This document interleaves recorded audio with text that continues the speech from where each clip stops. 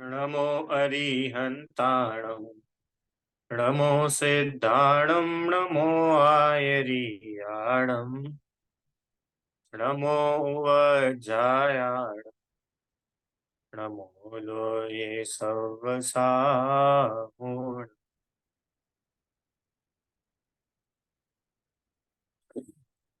आज से रीतराग विज्ञान एक का ये नया पाठ जिसका नाम है श्रावक के षट आवश्यक, इसको हम लोग शुरू कर रहे हैं। ये पाठ पढ़ने की क्या आवश्यकता है, क्यों जरूरी है ये चैप्टर पढ़ना? हाँ, बताइए कि भैया हम लोग श्रावक है तो हमारे करने लायक क्या क्या काम है, ये तो हमको पता होना चाहिए ना। अरे हम लोग मुनिराज के 28 मूल गुण पढ़ कर के आए, जबकि अभी तक तो अपन मुनि बने नहीं है। पढ़ के आए ना अपन पंच परमेष्टि में, तो वो तो हमने मुनिराज का स्वरूप पढ़ा था। पर ये जो श्रावक के षट आवश्यक हम पढ़ रहे हैं, ये तो अपना स्वरूप है, अपनी बात है, इसमें किसी अन्य की बात नहीं है। तो ये विषय बड़े ध्यान से और अच्छे से अपने को समझ में आना चाहिए। श्रावक कौन होता है, उसके क्या क्या करने योग्य काम होते। कौन होता होगा श्रावक? कि भैया हम श्रावक है, क्यों? अपन श्रावक है कि नहीं है? कि देखा जाए तो श्रावक जो है ना, अलग अलग नाम से श्रावक हो, श्रावक की अलग अलग परिभाषाएं आपको शास्त्र में मिल सकती। जैसे जो व्रती हो उसको श्रावक बोलते हैं, जिसने प्रतिमा आदि ले रखी हो वो श्रावक कहलाता है। या सामान्य से जो जैन परिवार में जैन कुल में जन्म लिया है वो जैनी श्रावक है ना। तो श्रावक के यहाँ पे बहुत सारे भेद हो सकते हैं, पर यहाँ पर किन की बात चल रही है? किसी त्यागी व्रति वाले श्रावक की बात नहीं चल रही। जो आप बोलते हो ना मुनि आरिका श्रावक श्राविका, ये चतुर्विध संघ होता है। तो एलक जी क्षुल्लक जी या ऐसे कोई श्रावक पद, बड़े किसी श्रावक पद की बात नहीं चल रही है। या तो आप हम जैसे जो भी जिन शासन में हैं वो सभी श्रावक हैं। ठीक है। तो प्रत्येक जीव दुखी है, सुखी होना चाहता है, और सुख से सुखी रहने का सही उपाय नहीं करता, इसलिए दुखी ही बना रहता है। तो दुख से बचने का सच्चा उपाय है क्या? कि बिल्कुल सरल सी बात है कि भाई आत्मा में लीन होना, आत्मा को समझना, आत्मा को समझकर उसमें लीन होना, यही दुखों से बचने का सच्चा उपाय है। देखो, दुख से बचना या सच्चा सुख होना, अब इसको अलग अलग एंगल से देखा जा सकता है। एक तो कि भैया 7 तत्व का सही श्रद्धान करो तो आप सुखी होगे। कोई बोलेगा 6 द्रव्य का स्वरूप समझो तो सुखी होगे। कोई बोलेगा 6 सामान्य गुणों की श्रद्धा होगी तो आप सुखी होगे। कोई क्या बोलेगा कि भाई 5 पाप नहीं करो तो सुखी होगे। अब समझ लो, एक सुखी होने की पूरी पढ़ाई थी। 7 तत्व की भूल नहीं होगी तो जीव सुखी होगा। अब यहाँ पर क्या बताया कि आत्मा को समझकर आत्मा में लीन होगा तो जीव सुखी होगा। अब ये बात क्या है, क्या इतने सारे तरीके हैं क्या सुखी होने के? और अपन इनमें से कोई एक चूज कर लो। अब अपन बोलो कि भैया ये आत्मा को समझकर उसमें लीन होना तो थोड़ा कठिन लग रहा है हमको, हम थोड़ा सिंपल वाला कर लेते हैं। कि नहीं, अरे उपाय तो एक है। क्या? आत्मलीनता। इट इज ओनली सिंगल उपाय। अब वो आत्मलीनता आप कैसे कर रहे हो वो अलग बात है, रीता आंटी। आपको अगर मंदिर जाकर के आत्मा समझ में आ रही है तो हम बोलेंगे मंदिर जाओ तो सुख होगा। आपको शास्त्र पढ़ करके अपने आप को आत्मा जान पा रहे हो तो हम बोलेंगे शास्त्र पढ़ो तो सुख होगा। समझ में आए? ऐसे यहाँ बोल रहे कि आवश्यक कर्तव्य तो श्रावक का ये है कि अपनी आत्मा को समझे और अपनी आत्मा में लीन हो। क्यों? क्योंकि जब तक ये जीव आत्मा को समझेगा नहीं, तब तक सुख का स्वाद आएगा ही नहीं। अरे आप देखो ना, ये अपन पहले भी इतनी सब बात कर चुके हैं ना कि जीव दुखी रहता है। किस वजह से दुखी रहता है? कि उसको सच्चे सुख की खबर नहीं है। तो सच्चा सुख क्या है? आत्मा से उत्पन्न होने वाला सुख ही तो सच्चा सुख है। अरम, तो वो सुख होगा कैसे? कि आत्मा को जानेगा तब तो आत्मा में लीन होगा। तो सभी अपन ने इतनी सारी बात की, आश्रव तत्व को जानेगा तो ही तो उसकी सही श्रद्धा करेगा। रीता आंटी, बंध तत्व को जानेगा तो ही तो उसकी सही श्रद्धा कर, ऐसे ही आत्मा को समझेगा तो ही तो उसमें लीन होगा। और देखा जाए तो यही निश्चय से हमारे आपके अपन सबके लिए आवश्यक कर्तव्य। पाठ का नाम क्या है? षट आवश्यक। आवश्यक मतलब क्या होता है? अवश्य करने योग्य, कंपलसरी। दुखों से अगर बचना है तो आत्मा को जानना इस कंपलसरी। देखो यहाँ पे उन्होंने ये नहीं लिखा कि दुख से बचने का उपाय क्या है, कि बहुत अच्छी कंपनी में जॉब करना। जरूरी नहीं है। दुख से बचने का उपाय क्या है कि अभी तो मर जाओ और अगले भाव में राजा के घर जन्म ले लो, चक्रवर्ती बन जाओ। ये कुछ भी नहीं लिखा। उन्होंने तो एक लाइन में लिखा, simple answer, one and only answer, क्या? आत्मा को समझना ये अवश्य करने जैसा काम। और हम सही सही बताओ आप सब लोग, अगर हम आपसे पूछे कि क्या क्या काम जरूरी है, तो जरूरी कामों की लिस्ट बनाते हो कि नहीं आप लोग? फोन में भी बन जाती है आजकल टू डू लिस्ट, अपने को क्या क्या करना है। तो जरूरी कामों की लिस्ट में क्या बनाते हैं कि देखो भैया अभी वीकेंड आया है, तो सब्जी खरीद के लाना है, शॉपिंग करके लाना है, घर की ग्रोसरी खरीद के लाना है, बर्तन लाने हैं, मसाले लाने हैं, और बच्चों की स्कूल यूनिफॉर्म लेके आना है, बहुत कंपलसरी है। अब बच्चों के स्कूल शुरू हो जाएंगे, नोटबुक लानी है, न जाने क्या क्या चीज है। ये सब क्या लगता है अपने को? भैया कंपल करना ही है तो अवश्य करना ही पड़ेगा। कैसी बात कर रहे हो, उसके बिना थोड़ी ना काम चलेगा। हैं? तो अगर हम आपसे बोले कि आपको एक लिस्ट बनानी है, आराम, काय की लिस्ट बनानी है? टू डू लिस्ट, मुझे क्या क्या करना है, तो बहुत लंबी लिस्ट बन जाएगी ना। मेरे को मैथ्स का असाइनमेंट भी करना है, और वो प्रोजेक्ट भी करना है, और न जाने क्या क्या, ढेर सारे काम हैं। तो उस पूरी लिस्ट में कहीं पे ये आया पॉइंट कि मेरे को सुखी होना है? कि सुखी होना है ये कोई पॉइंट होता है क्या? सुखी होने के लिए तो हम सारे काम कर रहे हैं। उस पूरी लिस्ट में कहीं पे ये आया मेरे को आत्मा समझनी है? उस पूरी लिस्ट में कहीं पे ये आया कि मुझे सम्यक दर्शन करना है?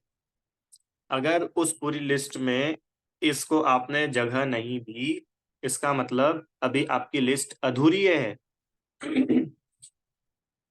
नहीं, कल मेहमान आने वाले घर पे, आम की रबड़ी बनानी है, आम खरीद के लाना है बाजार से, बहुत जरूरी है।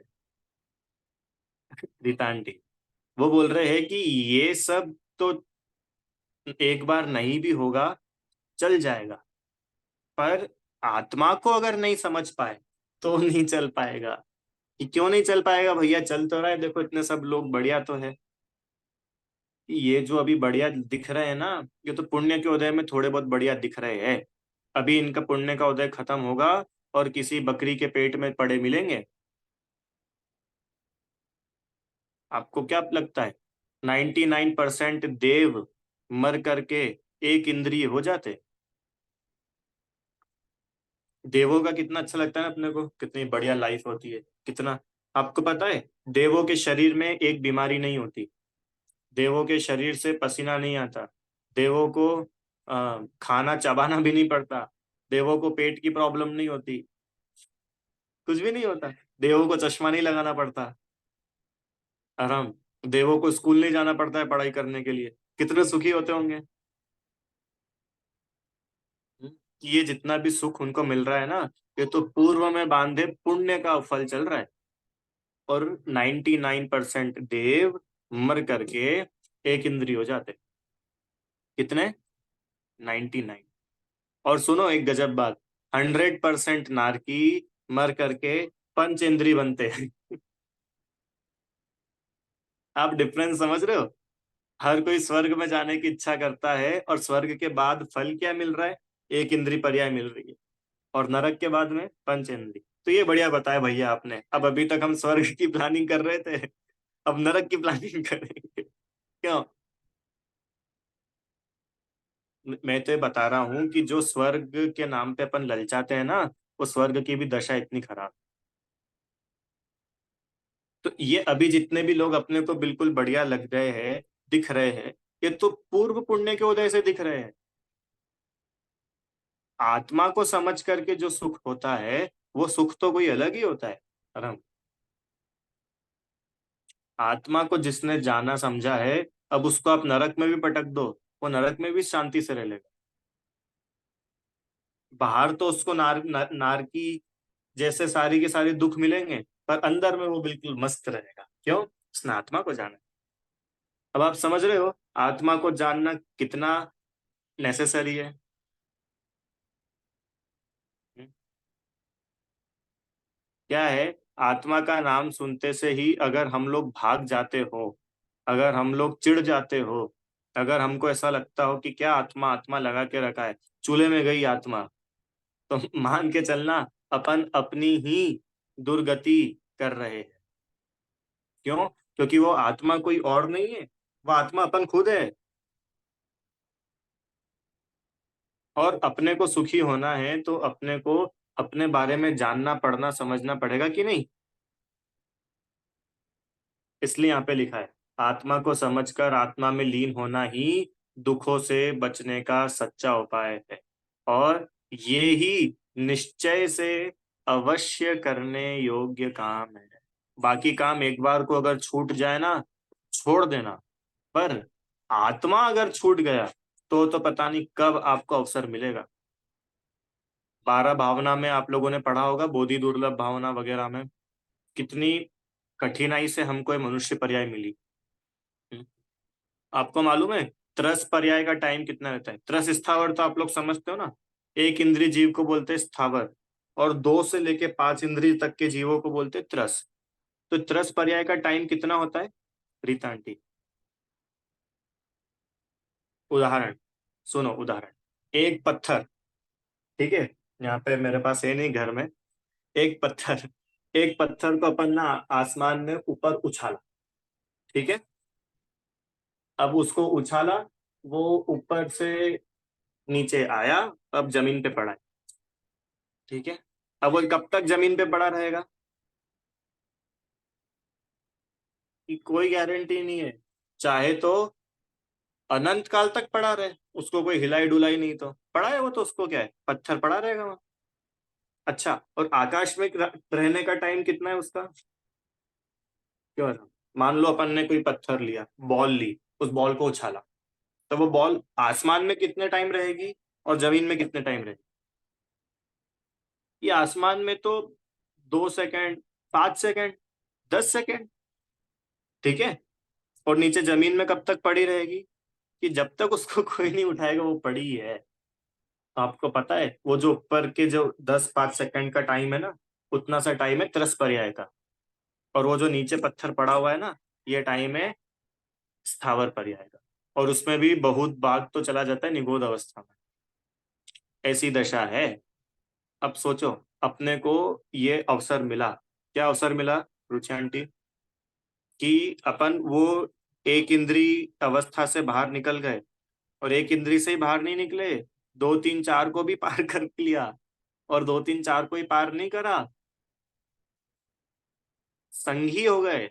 और संघी मनुष्य, संघी होने पर मनुष्य हुए, और मनुष्य होने पर भी कोई भील आदिवासी ऐसे नहीं बने, कम बुद्धि वाले नहीं बने।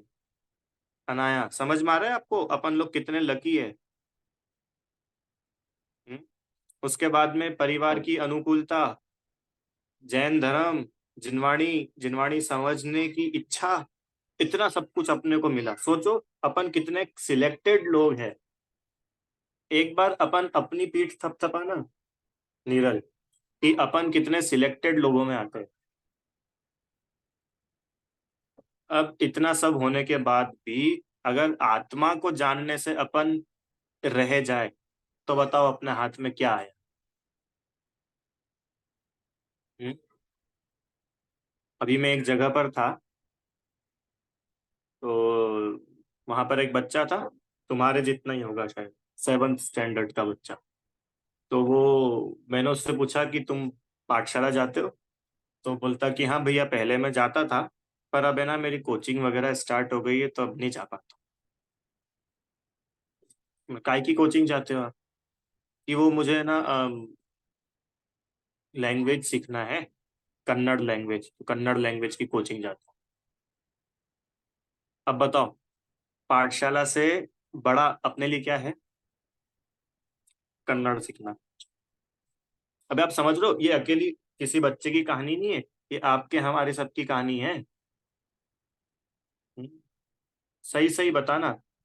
अपने पास में बहुत सारे काम हो, और ऐसा लगता है कि भाई टाइम तो इतना सा है और काम बहुत सारे हैं, तो क्या करना है कि भैया अब एक आध काम तो अपने को हटाना पड़ेगा। सबसे पहले क्या माइनस होता है?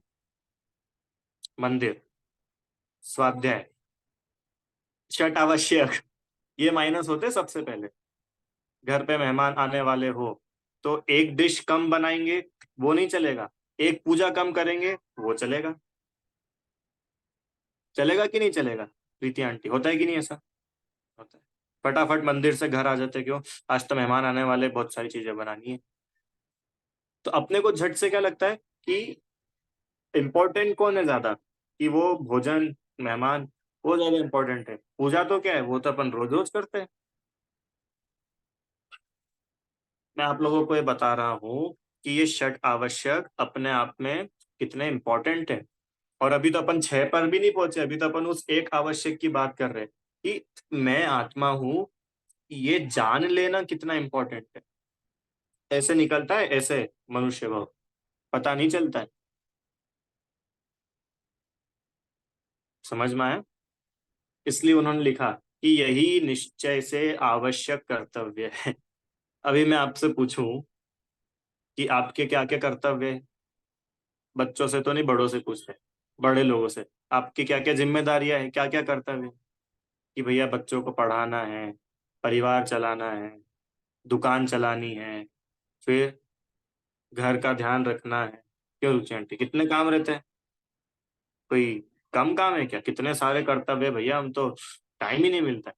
तो बोल रहे हैं कि सुनो, आवश्यक कर्तव्य तो ये एक है।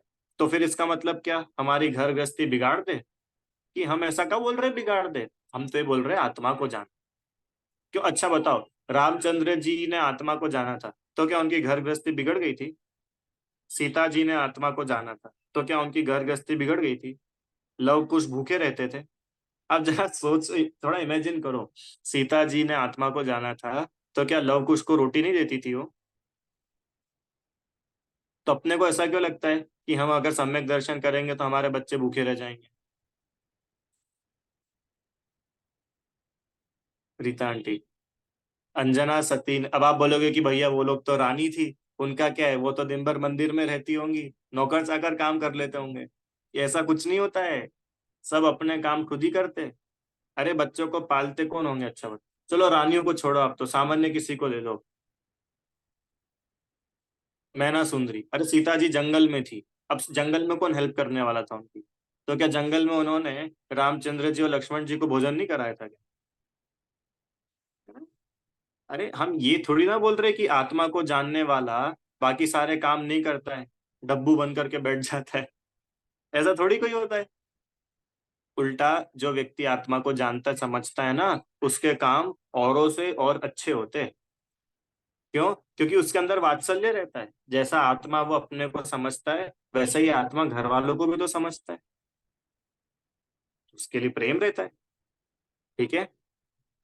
कुल मिलाकर के बात ऐसी है कि निश्चय से, वास्तव में देखा जाए, तो अवश्य करने योग्य कार्य तो एक है, क्या? आत्मा को समझकर उसमें लीन। मैं आत्मा हूं, अब देखो, मैं आत्मा हूं ये भी एक शब्द है। अब मैं बोल दूं, नीरज मैं आत्मा हूं, ऐसा समझो, तो क्या समझोगे? कि जो अभी समझ के आए ना इतने टाइम से अपन लोग, वो समझेंगे कि 6 द्रव्यों में मेरा क्या स्थान है, 7 तत्वों में क्या स्थान है। ये सब पढ़ाया काहे के लिए था? याद करने के लिए थोड़ी पढ़ाया था अकेला। आराम। अपने को ही लगना चाहिए क्या मैं आत्मा हूं। चलो ठीक है, आगे चले। अब श्रावक के आवश्यक, निश्चय आवश्यक तो श्रावक की आंशिक शुद्धि, और व्यवहार आवश्यक माने उसके साथ साथ होने वाले शुभ विकल्प। इसको समझते हैं। देखो, अपन ने, आपको ध्यान हो, हम लोगों ने तीन प्रकार के उपयोग पढ़े थे, याद आ रहे? अशुभोपयोग, शुभोपयोग और शुद्धोपयोग। अशुभोपयोग और शुभोपयोग तो कैसा था? राग द्वेष वाले परिणाम, ठीक है। और शुद्धोपयोग मतलब वीतरागता के परिणाम, वीतरागता वाले भाव, वो शुद्ध हो। अब क्या है, आत्मा में जितनी जितनी शुद्धि हो रही है, शुद्धि हो रही है मतलब आत्मा में श्रावक की जितनी जितनी राग द्वेष छटता जा रहा है, आत्मा राग द्वेष से अशुद्ध है ना, मलिन है। तो जितना जितना राग द्वेष छटता जा रहा है आत्मा में, उतनी शुद्धि हो रही है। पूरा तो नहीं हटा, क्योंकि पूरा तो कब हटेगा? अरिहंत अवस्था में।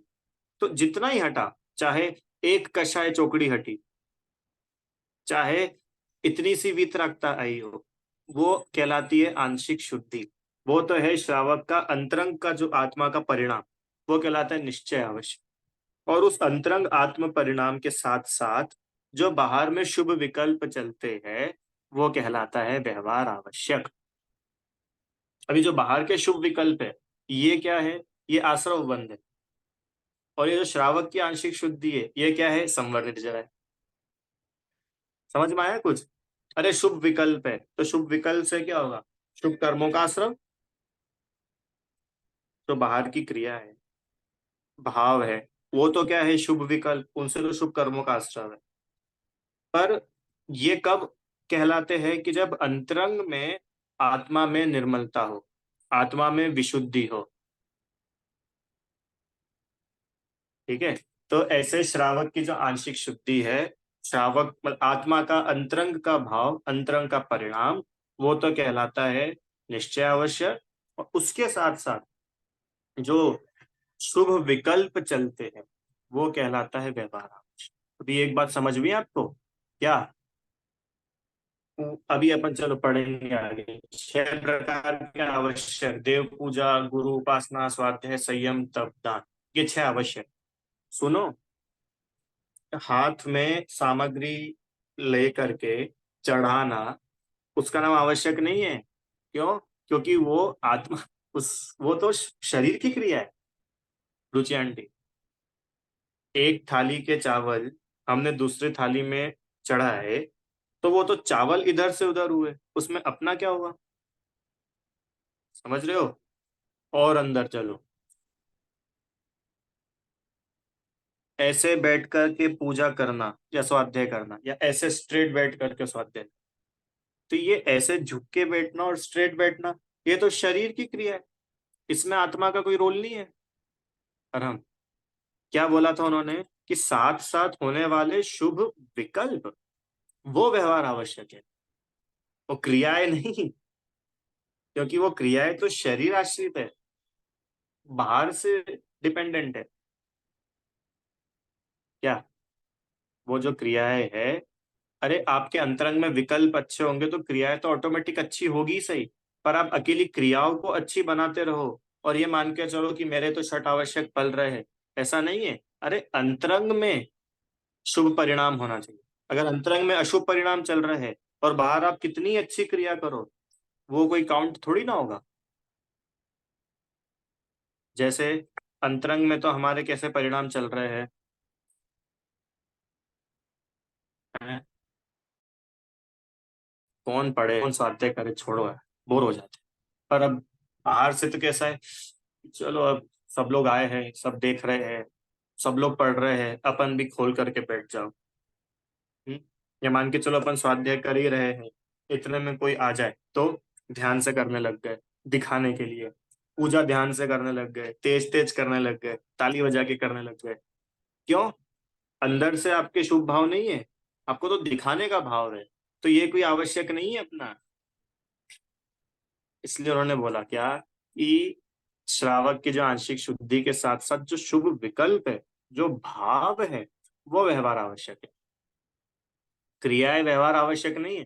क्रियाएं तो क्या है, बाहर से अपने को दिखती है ना, इसलिए जो दिखता है उसमें उसको क्लासिफाई किया है।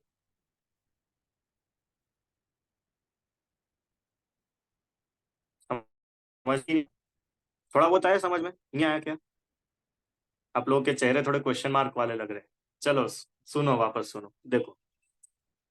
मुनिराज केस में समझते हैं अपन। महाराज जी है। महाराज जी 28 मूल गुण पालन करते हैं, बराबर, अपन पढ़ के आए थे। तो क्या 28 मूल गुण होते हैं? कि 5 पाप का त्याग, 5 इंद्रिय को जीतना है, और 5 समिति का पालन, और केशलोच आदि 7 गुण और 6 आवश्यक। तो मुनिराज जो नीचे देख करके चल रहे, तो नीचे देख करके जो चलने की क्रिया है ना, एक तो है वो शरीर की क्रिया, नीचे देखना, पैर चलाना, ये मूल गुण नहीं है। जो नीचे देख करके चल कर चलने के पीछे के जो भाव आत्मा में हो रहे हैं, वो भाव मूल गुण है। कुछ समझ में आया? महाराज जी की एक समिति है, कौन सी समिति? देख करके आहार लेना, इसको बोलते हैं एषणा समिति, बराबर। तो वो जो देख करके आहार ले रहे हैं, उंगली चला रहे हैं, ये ये समिति नहीं है, ये मूल गुण नहीं है, ये तो शरीर की क्रिया है। इसके पीछे जो आत्मा का परिणाम है, वो मूल गुण है। क्यों? क्योंकि जो मूल गुण है वो मुनिराज के है, मतलब आत्मा की परिणति है। शुभ भाव आत्मा की परिणति है, शुद्ध भाव आत्मा की परिणति है, शरीर की नहीं है। थोड़ा थोड़ा समझ में आया? देखो और एग्जांपल लेते हैं।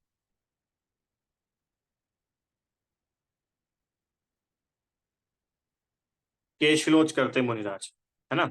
तो केशलोच करते हैं तो ये हाथ यहाँ ले जाना, हाथ से बालों को पकड़ना, और बालों को पकड़ के खींचना, ये केशलोच नाम का गुण नहीं है। वो उसके पीछे जो शुद्ध भाव है, वो केशलोच नाम का, वो तो उस गुण के रिजल्ट में होने वाली एक्टिविटी है ये। देख करके चलने के पीछे का जो भाव है, वो एक्चुअल में शुभ भाव, वो मूल गुण है। समझ में आ रहा है कि नहीं कुछ?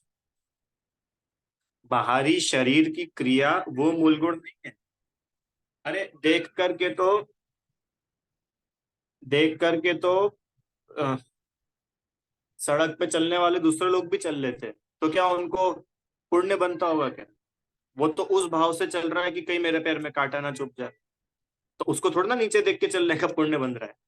और मुनिराज को क्यों बन रहा है? कि उनको जीव की रक्षा का भाव है। तो वो जो रक्षा का भाव है, वो वास्तव में मूल गुण, शुभ विकल्प, शुभ विकल्प, वो मूल गुण। अभी समझ में आया थोड़ा? हाँ, आ गया, ठीक है भैया। जिनके वीडियो बंद है उनकी गारंटी मैं नहीं ले सकता हूँ, क्योंकि मेरे को समझ ही नहीं आ रहा है उनको समझ में आया कि नहीं। बाकी जिनके चालू है, बच्चों समझ में आया तुमको अनाया? क्या समझा है?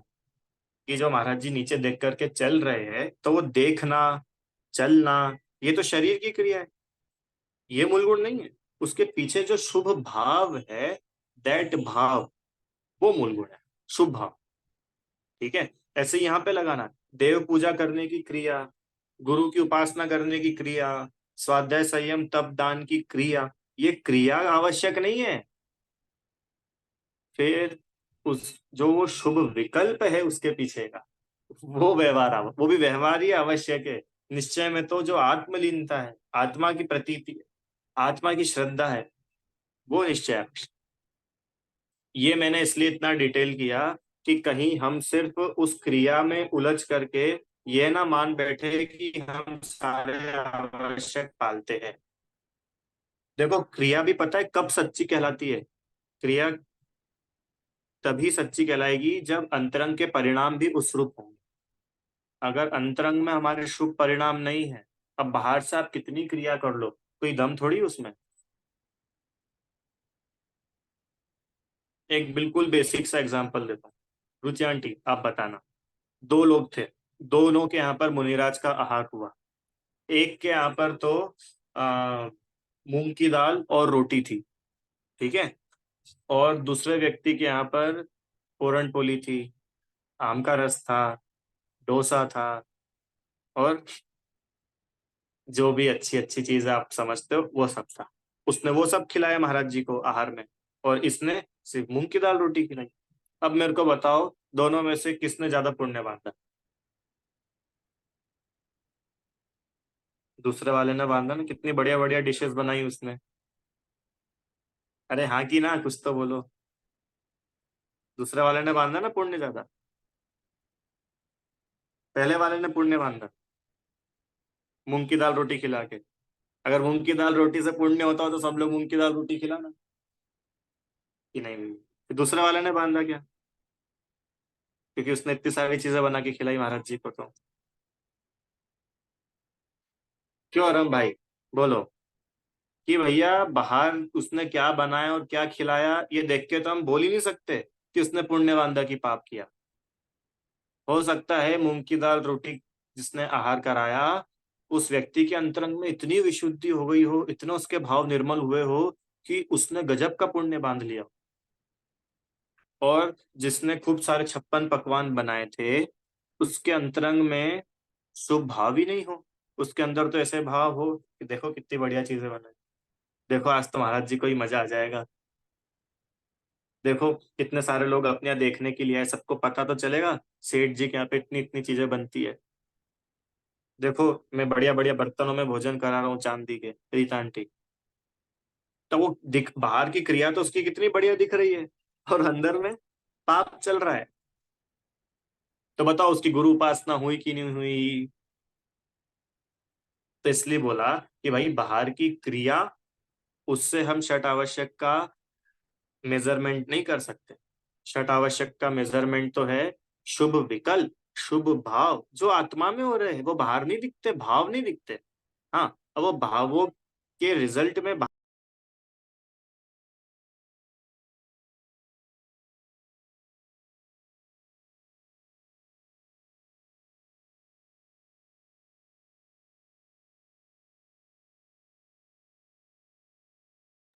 उन भावों के रिजल्ट में बाहर भले क्रिया होगी, और वो तो होगी और बिल्कुल बढ़िया से बढ़िया होगी, पर हम बोल रहे वो क्रिया वो आवश्यक है। क्या लिखा तो है, आत्मा की आंशिक शुद्धि, श्रावक की आंशिक शुद्धि के साथ साथ होने वाले शुभ भाव विकल्प, वो आवश्यक। इतना सब पढ़ा करके अपना पर्पस ये है कि हम बाहर की क्रियाओं से जो हमको इन आंखों से दिख रही है, उससे ना खुद का नाप तोल करे, ना किसी अन्य का नाप तोल करे। अरे भाई सबकी बाहरी परिस्थिति अलग अलग हो सकती है, आप अंतरंग के भावों का थोड़ी अंदाजा लगा सकते हो किसी। इसके लिए अपने भी भावों को निर्मल करने का अपने को प्रयास करना चाहिए, बजाय बाहर की चीजों को सुधार। समझ में आए? अब ऐसे ही अपन ने देव पूजा गुरु उपासना में लगाया, भी आगे आगे पढ़ेंगे तो आपको समझ में आता जाएगा कि क्या इनका एक्चुअल स्वरूप है। देखो छठ आवश्यक तो अपने को पड़ता ही है, बचपन से पढ़े। रोज मंदिर जाना, गुरुओं की उपासना करना, स्वाध्याय करना, कुछ नियम वगैरह लेना, कुछ तपस्या करनी चाहिए, रोज दान देना चाहिए। अरे ये सब तो बहुत बाहर का है, ये नहीं करना चाहिए अपन ये नहीं बोल रहे, पर ये तो बहुत बाहर का है, बहुत प्राइमरी है ये। है। अरे अपन यहाँ पर इकट्ठे हुए हैं, तो अपन कोई ऐसी चीज यहाँ से लेकर के जाए ना, जो सच्ची में पहले कभी नहीं पढ़ी सुनी समझी हो। है? अरे आप में से अधिकांश लोग तो बड़े ही है कक्षा में, और लगभग लगभग 40 30 35 40 साल से तो बड़े ही है। तो आप लोग तो इतने साल से मंदिर जा ही रहे हो, तो आपको क्या सिखाऊं कि भाई मंदिर जाना चाहिए? आपको क्या सिखाए कि गुरुओं की उपासना करनी चाहिए? क्यों? ये तो अपन लोग कर ही रहे हैं ना, जैनी को ये सिखाने की जरूरत है क्या, बता? जैनी को तो ये सब चीजें परिवार से मिली जाती है, क्यों आराम? तो यहाँ पे सीखने की बात क्या है? सीखने की बात यह है कि हम कैसे अपने आवश्यकों को भली प्रकार से पूरे करें, बाहर बाहर की क्रिया करके पूरा ना करे अकेला। उसको सार्थक करे। ठीक है। तो इस प्रकार से एक श्रावक के 6 आवश्यक है। इनका नाम क्या है, बस आज नाम पढ़ेंगे, कल से अपन इनकी विशेष चर्चा शुरू करें। चलो, सब लोग साथ में बोलना भाई। देव पूजा, गुरु उपासना, स्वाध्याय, संयम, तप, दान। ठीक है। ये 6 आवश्यक, ये श्रावक को प्रतिदिन करना ही चाहिए। ठीक है। अब एक होमवर्क है आप लोगों के लिए। ये 6 आवश्यक श्रावक के किसी एक गाथा में लिखे हुए हैं। वो गाथा आप लोग ढूंढ करके ले आना। ठीक है।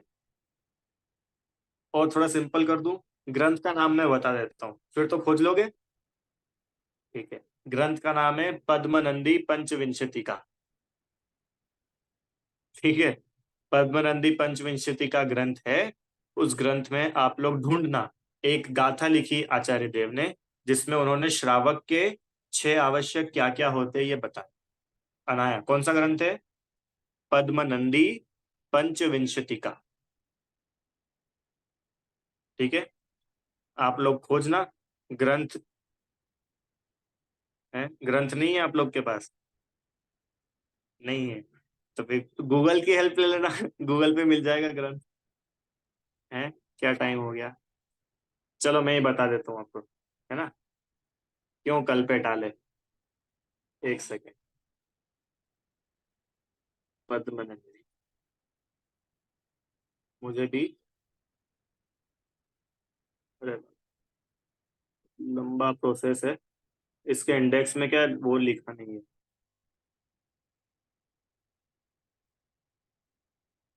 चलो मैं कल आपको इसमें से प्रॉपर, मेरे को क्योंकि श्लोक नंबर याद नहीं, आपको याद है क्या रीता आंटी श्लोक नंबर? अरे वाह क्या बात है। ऐसे होनहार लोग होना चाहिए कक्षा में। रुकिए 1 मिनट।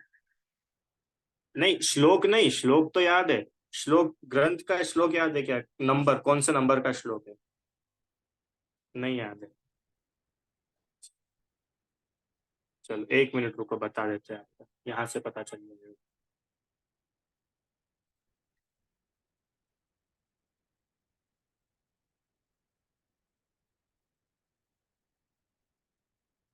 यहाँ पर श्रावक के आवश्यक,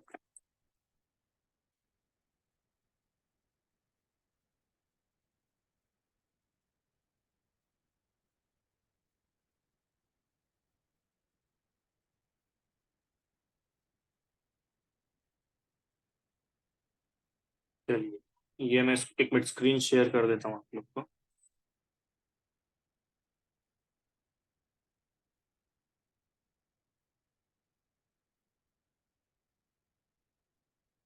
दिख रही है आप लोग को स्क्रीन?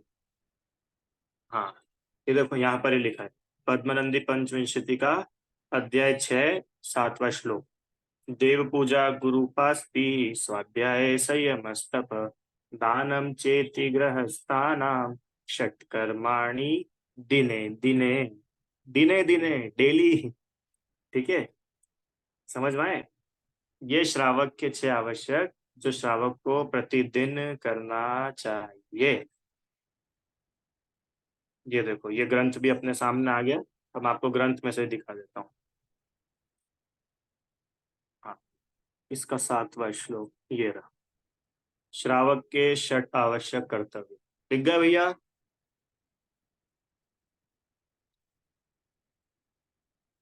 ये मूल ग्रंथ है, ये आचार्य देव का लिखा है। ऐसा नहीं कि किसी ने अपने मन से बना दिए 6 आवश्यक।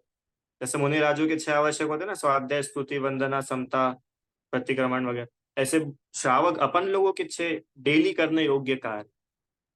देव पूजा, गुरुओं की उपासना, स्वाध्याय, संयम, तप और दान, ये 6 कर्म श्रावकों को प्रतिदिन करना योग्य है। ठीक है।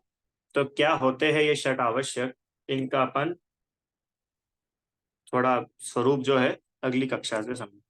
अभी कोई प्रश्न है आपको?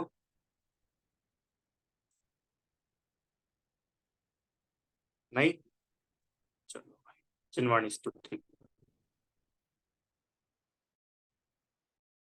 हे जिनवाणी भक्ति तो ही जपो दिन रैन, जो तेरी शरणा गए सो पावे सुख चैन। जा वाणी के ज्ञान से सूझे लोकालोक, सो वाणी मस्तक नमो सदा दे तुम।